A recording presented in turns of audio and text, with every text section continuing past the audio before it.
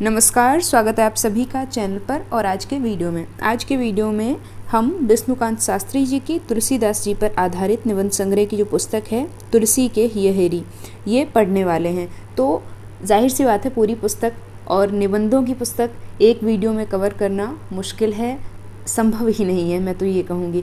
और मैं ये पूरी पुस्तक आपको पढ़ाऊँगी भी नहीं, मैं अभी बता दे रही हूँ। मैं आपको इस पुस्तक की भूमिका पढ़ाऊँगी, क्योंकि इसमें पता है कितने 17 निबंध संकलित हैं। इतने सारे निबंधों को पढ़ाना आसान काम नहीं, और आपकी परीक्षा नज़दीक है तो उसको ध्यान में रखते हुए मैं जो निचोड़ है इस पुस्तक का वो आपको देने का प्रयास करूँगी।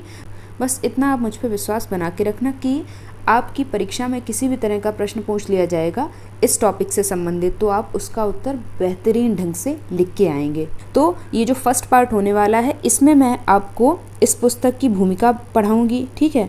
ये भूमिका तो मैं आपको पूरी शब्द सा पढ़ा दूंगी, लाइन बाय लाइन, और इसका सारांश बता दूंगी, ठीक है, जो कि मैंने स्वयं से तैयार किया है। तो दो चीज़ें आज के वीडियो में होने वाली हैं। क्या?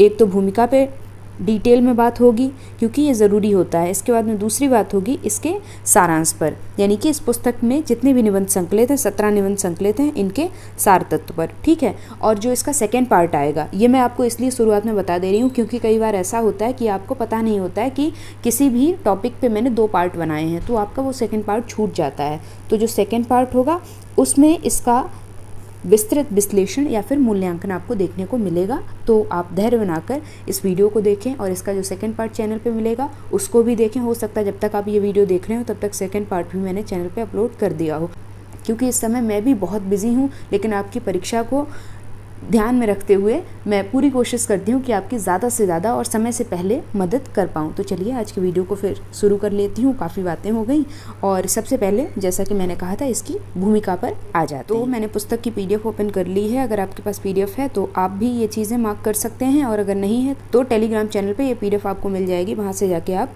देख सकते हैं, ठीक है। तो पुस्तक का नाम है तुलसी के हिय हेरी। सबसे पहले तो समझ लीजिए इसका अर्थ क्या है। तो इसका अर्थ क्या है, आसान शब्दों में, सबसे आसान शब्दों में मैं आपको समझाती हूँ। तुलसीदास की बात हो रही है, गोस्वामी तुलसीदास की। भक्ति काल के प्रमुख कवि हैं, राम भक्ति शाखा के, ठीक है। ये चीज़ तो आप सभी को पता होगी, बेसिक जानकारी है। इसके बाद में हिय का अर्थ होता है, क्या होता है? हिय का अर्थ होता है हृदय। ये भी आपको पता होना चाहिए, नहीं पता है तो आज पता चल गया, ठीक है। हेरी का अर्थ क्या होता है बताइए? हेरी का अर्थ होता है देखना। तो यहाँ से अर्थ क्या निकला? क्योंकि काफ़ी हद तक जब आप शीर्षक समझ लेते हैं तो मोटे तौर पे आपको अंदाज़ा लग जाता है विषय वस्तु का, फिर चाहे वो कहानी हो, उपन्यास हो, रेखाचित्र हो, नाटक हो, निबंध हो, कुछ भी हो, ठीक है। तो तुलसी के हिय हेरी यानी कि तुलसी के हृदय में झांकना या फिर तुलसी के हृदय में देखना। और ये प्रयास किसने किया है? इन निबंधों के माध्यम से, 17 निबंधों के माध्यम से विष्णुकांत शास्त्री ने, ठीक है, जो कि इसके लेखक हैं या फिर निबंधकार हैं। ये चीज़ आप समझ गए होंगे। अब आइए, ये जो पुस्तक है ये कब प्रकाशित हुई थी? तो 2 तारीखें आपको नोट करनी है। सबसे पहले ये लिखी कब गई थी? तो ये पुस्तक जो है सन 1989 में लिख दी थी विष्णुकांत शास्त्री ने, लेकिन इसको प्रकाशित होने में एक समय लगा था। तो ये प्रकाशित कब हुई थी? सन 1990 में, ठीक है। 2 तारीखें आपको नोट करनी है। हालांकि जो इसकी भूमिका है उसमें मैं भी आपको दिखाऊंगी। विक्रम संवत में उन्होंने इसका समयकाल मेंशन किया है, जो कि कितना हो जाएगा अगर आप इसमें 57 जोड़ देंगे, क्योंकि 57 ही तो जोड़ना होता है ना विक्रम संवत में जब आप कन्वर्ट करते हैं। तो ये आपका हो जाएगा 2046, ठीक है, विक्रम संवत। यहाँ सन की बात नहीं हो रही, ईस्वी की बात नहीं हो रही है। तो दोनों तारीखें या फिर कह लीजिए तीनों तारीखें आप ध्यान से देख लीजिए। ये इसका समयकाल है जो आपको पता होना चाहिए, ठीक है। जो चीज़ें ज़रूरी हैं वो तो मैं आपको बता ही दे रही हूँ। प्रथम संस्करण इसका सन 1990 में आया था, ये मैंने आपको ऑलरेडी बता दिया है। बाकी इसके रचनाकार कौन है? विष्णुकांत शास्त्री हैं, ये ज़रूरी चीज़ें थी। इसके बाद आगे आइए, ये भी चीज़ आपको ध्यान में रखनी है कि ये पुस्तक जो है समर्पित किसको है। ये पुस्तक विष्णुकांत शास्त्री जी ने किसको समर्पित की है? इन्होंने अपनी पत्नी को ये पुस्तक समर्पित की है। लिखा हुआ है, जिसने मुझे बनाने के प्रयास में अपने को मिटा दिया, ठीक है। अब आ जाइए इसकी भूमिका पर। तो इस पुस्तक की जो भूमिका है वो विवृति शीर्षक से लिखी है विष्णुकांत शास्त्री जी ने, और इन्होंने स्वयं ही इसकी भूमिका लिखी है। लिखते हैं, भारतीय जीवन दृष्टि को रूपायित, व्याख्यायित और परिष्कृत करने वाले क्या क्या विशेषण दिए हैं तुलसीदास जी को इन्होंने। मध्ययुगीन कवि तुलसीदास का स्थान बहुत ऊंचा है। अत्यंत विषम परिस्थिति में भी कटुता निराशा, संकीर्णता आदि नकारात्मक मनोवृत्तियों से मुक्त रहे। उन्होंने पूर्ण उत्तरदायित्व बोध के साथ समग्र भारतीय परंपरा और जनता से अपना तादात्म्य कर भारतीय संस्कृति के उज्जवल पक्षों को, थोड़ी सी प्रिंट अच्छी नहीं है तो आप उसको मैनेज कर लेना, तो भारतीय संस्कृति के उज्जवल पक्षों को अपने साहित्य में चित्रित किया, इसलिए वह आज भी अत्यंत प्रेरणाप्रद हैं। कौन नहीं रामचरितमानस की आज बात करता है, हम चलते फिरते रामचरितमानस के दोहे इत्यादि गाते रहते हैं। इसके बाद आगे लिखते हैं विष्णुकांत शास्त्री जी कि आधुनिक चुनौतियों को स्वीकारने और उनके योग्य प्रत्युत्तर देने के लिए स्वाधीन भारत के विचारक, कवि, मनीषी संपूर्ण जगत के श्रेष्ठ विचारों, भावों तथा विविध क्षेत्रों में किए गए नए नए प्रयोगों से परिचित हों, अपनी आवश्यकताओं के अनुरूप उन्हें एक बड़ी सीमा तक अपनाएं। मेरी यह मान्यता है कि व्यक्तियों की ही तरह समाज और देश भी यदि अपनी आधारभूत विशेषताओं को सुरक्षित रखकर आधुनिकता को अपनाए तभी उसमें कुछ सृजनात्मक योग दे सकते हैं, ऐसा मानते हैं कौन? विष्णुकांत शास्त्री जी। ऐसा कर पाने के लिए अपनी संस्कृति के मूलभूत तथ्यों के साथ समरस होना अनिवार्य है, यानी कि समाज के प्रत्येक व्यक्ति को समाज को और देश को आगे ले जाने में अपना योगदान देना चाहिए। आगे लिखा है कि हिंदी के द्वारा ही यदि भारतीय संस्कृति को समझने और उसे आयात करने का आग्रह हो, आज भी तुलसी साहित्य ही उसका सबसे समर्थ माध्यम है। अगर भारतीय संस्कृति को समझना है तो ये कहते हैं कि तुलसी साहित्य जो है, तुलसीदास जी के द्वारा जो हिंदी साहित्य का सृजन किया गया है, वो सबसे समर्थ माध्यम आज भी है। स्वभावतः विद्वान और भावुक जन अपनी अपनी दृष्टियों से तुलसी साहित्य का अनुशीलन करते हैं। तुलसी और उनके साहित्य के विविध पक्षों पर प्रभुत्व विवेचनात्मक लेखन के बावजूद मुझे ऐसा लगता रहा है कि अभी और बहुत गुंजाइश है। देखिए ये होती है किसी भी साहित्यकार के व्यक्तित्व की और उसके सृजन कार्य की विराटता, कि कह रहे हैं कि इतना लिखने के पश्चात भी, इतना पाठक वर्ग के समक्ष तुलसी के काव्य को प्रस्तुत करने के बाद भी अभी भी बहुत गुंजाइश है, यानी अभी भी उन पर बहुत काम हो सकता है कि साहित्य के जो मूल्य हैं उनको और भी तरीके से पाठक के समक्ष लाया जा सकता है। इसी बोध से अनुप्रेरित हो मैं तुलसी साहित्य पर लिखने की धृष्टता करता रहा हूँ। यानी ऐसा नहीं है कि इनसे पहले तुलसी पर कार्य नहीं हुआ है, बहुत सारे रचनाकारों ने, बहुत सारे निबंधकारों ने तुलसी पर काम किया है ना, उनकी विभिन्न प्रकार से समीक्षाएं, आलोचनाएं इत्यादि की हैं, लेकिन फिर भी ये कह रहे हैं कि उन पर सदैव कार्य की गुंजाइश बची रहती है और इसीलिए इन्होंने ये धृष्टता दिखाई है, यानी कि इन्होंने तुलसीदास जी पर ये निबंध लिखे हैं। मेरा यह दावा कतई नहीं है कि मैंने तुलसीदास को ठीक समझ लिया है। देखिए कह रहे हैं कि ज़रूरी नहीं है कि जिस तरह से, जिस पॉइंट ऑफ व्यू से मैंने तुलसीदास को इस निबंध संग्रह की पुस्तक में प्रस्तुत किया है पाठक के समक्ष, तो जरूरी नहीं है कि मैं किसी भी तरह का दावा नहीं कर रहा हूँ कि मैंने उन्हें ठीक तरह से या पूर्ण रूप से जान लिया है। मेरा अनुभव यही है कि तुलसी साहित्य के अनुशीलन और विवेचन की प्रक्रिया में मेरी मति, रति और कृति पवित्र होती रही है। देखिए मति, रति और कृति यानी तीनों चीज़ें पवित्र होती रही हैं निरंतर। मुझे लगता रहा है कि आज की सबसे बड़ी सांस्कृतिक व्याधि भीतरी खोखलापन को बाहरी पदार्थों से भरने की निरर्थक चेष्टा का निराकरण तुलसी साहित्य से निरूपित जीवन दृष्टि को अपनाकर किया जा सकता है। मोस्ट इम्पॉर्टेंट क्या कह रहे हैं, और ये आज के समय में भी बहुत सटीक बैठती है पंक्ति। कहते हैं कि आज की सबसे बड़ी सांस्कृतिक व्याधि भीतरी खोखलापन आज हर दूसरे व्यक्ति के अंदर आपको दिखाई दे जाएगा। एक आवरण ओढ़ के घूम रहा है व्यक्ति, पता नहीं कब वो किस तरह से आपके साथ छल कर जाए या उसके मन में क्या चल रहा हो, कुछ नहीं पता चलता है। को बाहरी पदार्थों से भरने की निरर्थक चेष्टा का निराकरण कैसे हो सकता है, ये खत्म कैसे हो सकता है? तुलसी साहित्य में निरूपित जीवन दृष्टि को अपनाकर इसका निराकरण किया जा सकता है। उन मूल्यों को अपनाकर जीवन दृष्टि को पवित्र और सकारात्मक किया जा सकता है। आगे लिखा है, यह स्वीकार करना चाहता हूँ कि तुलसी के सभी मुख्य ग्रंथों का आधार लेने पर भी इन लेखों की केंद्रीय प्रेरणा कौन सा ग्रंथ रहा है? विनय पत्रिका ही रही है। यानी ऐसा नहीं है इन्होंने तुलसी के सभी ग्रंथों का अध्ययन नहीं किया है। ये कहते हैं कि मैं स्वीकार करता हूँ कि मैंने तुलसी के सभी जो प्रमुख ग्रंथ हैं, जो मुख्य ग्रंथ हैं, उन सभी का अध्ययन किया है और उनको आधार बना के इन्होंने ये निबंध संग्रह की पुस्तक लिखी है। लेकिन फिर भी मुख्य रूप से जो केंद्रीय प्रेरणा रही है, जो ग्रंथ तुलसीदास का सदैव केंद्र में रहा है, इस निबंध संग्रह की पुस्तक को लिखते वक्त वो है विनय पत्रिका, मोस्ट इम्पॉर्टेंट।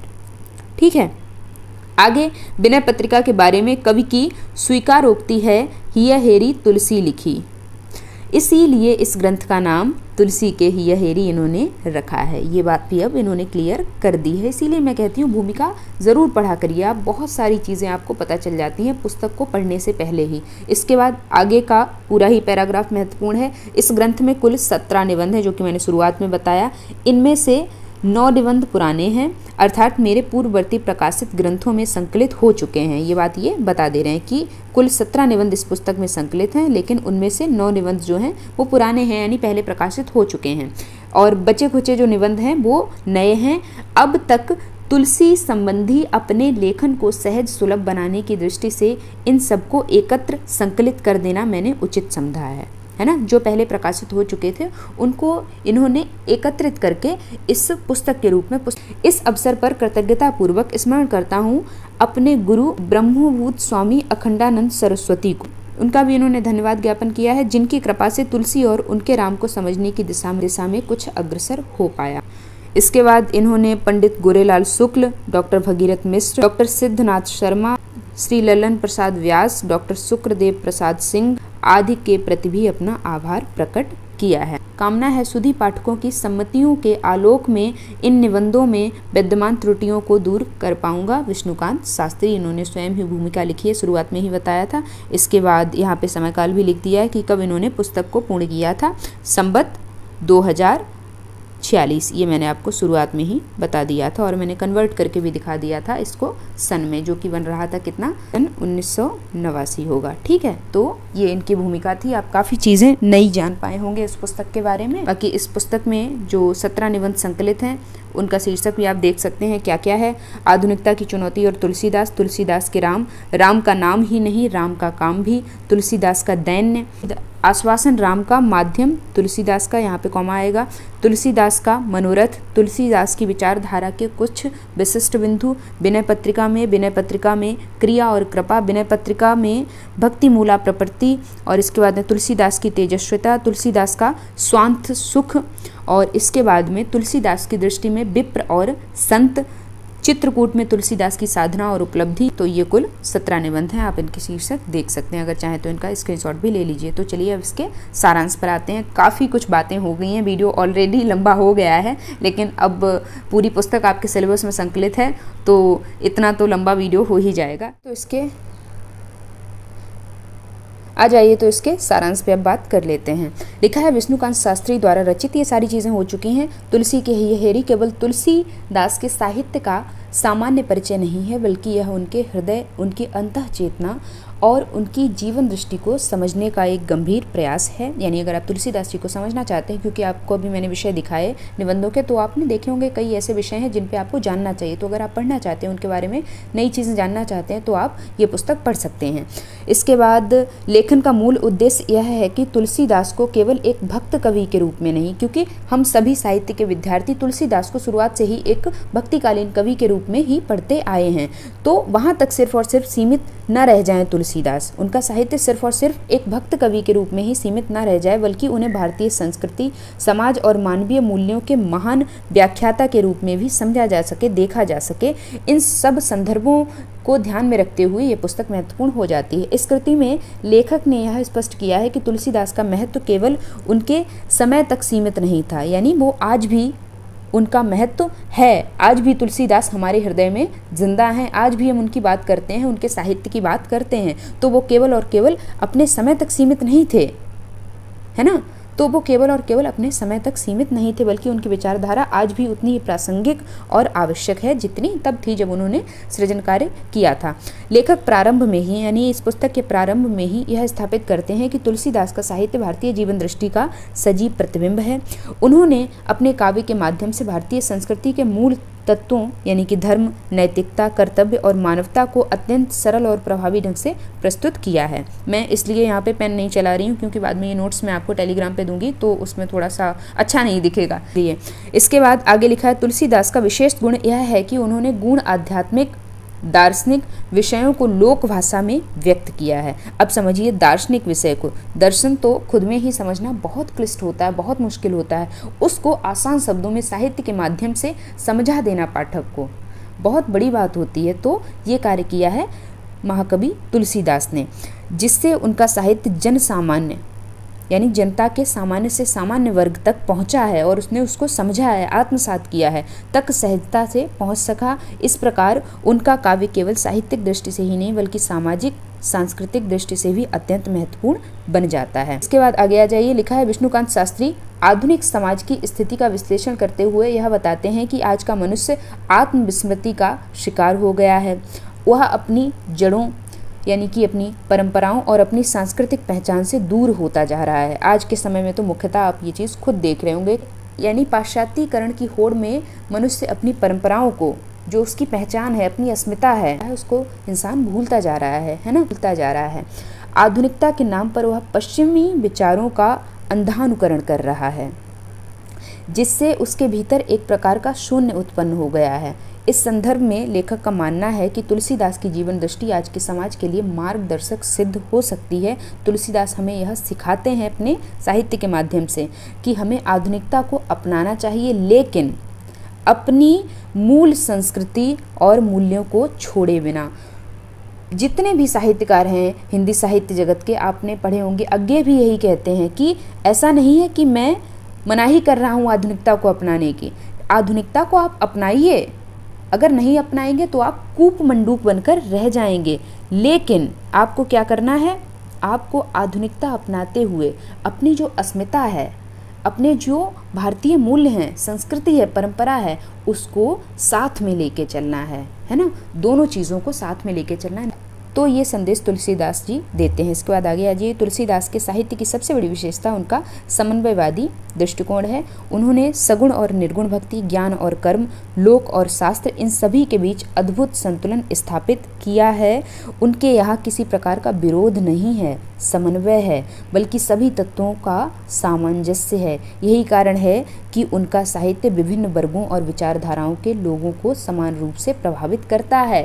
हालांकि जो आलोचक इत्यादि हैं वो उन पर इस तरह के आरोप लगाते हैं कि उन्होंने तो कि ये तो हिंदू धर्म के सदैव पक्ष में रहे हैं और मुस्लिम धर्म का तो इन्होंने सदैव विरोध किया है। तो इस संदर्भ में तुलसीदास जी की पंक्तियां हैं कि मांग के खइबो मस्जिद में सोइबो, यानी कि मैं मांग कर खाता हूँ और मैं तो मस्जिद में सो जाता हूँ। तो उन पर इस तरह का आरोप कैसे लगाया जा सकता है कि उन्होंने तो मुस्लिम धर्म का विरोध किया है कि मांग के खइबो मस्जिद में सोइबो, लेवे के एक ना देवे के दो हो। यानी मुझे किसी के बेटे से अपनी बेटी को थोड़ी ना बिहाना है जो मैं किसी धर्म के साथ में हो जाऊंगा या फिर किसी दूसरे धर्म की आलोचना करूंगा, है ना। तो ये सारी चीजें ध्यान में रखते हुए तुलसीदास जी का जो दृष्टिकोण है वो सदैव समन्वयवादी रहा है। ठीक है, इसके बाद आगे आ जाइए। इसके बाद आगे लिखा है, न केवल आध्यात्मिक उत्थान की वे बात करते हैं बल्कि सामाजिक समरसता और लोक मंगल को भी उतना ही महत्व देते हैं।